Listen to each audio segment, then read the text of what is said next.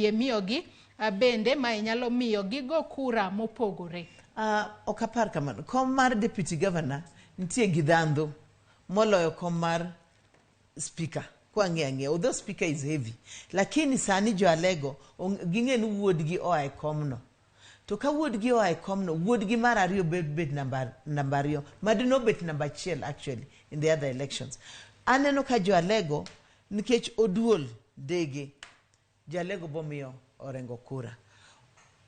Gima wantie gi 50-50 and jo alego are very rational. Gino giyier ng'ato nikech ng'ato en margi. Giyiero policies. To king'iyo jogi duto oloso policies mekgi. Kila ng'ato ous gima ouso.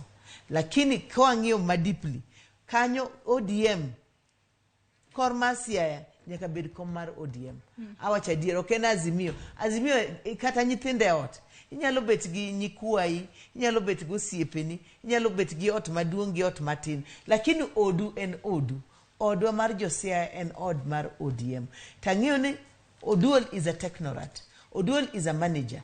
Orengo is a politician and also a lawyer. Ka giketo tich maber, ginyalo tiyo ni Siaya. Oduol is a worker. Ginyalo tiyo ni Siaya.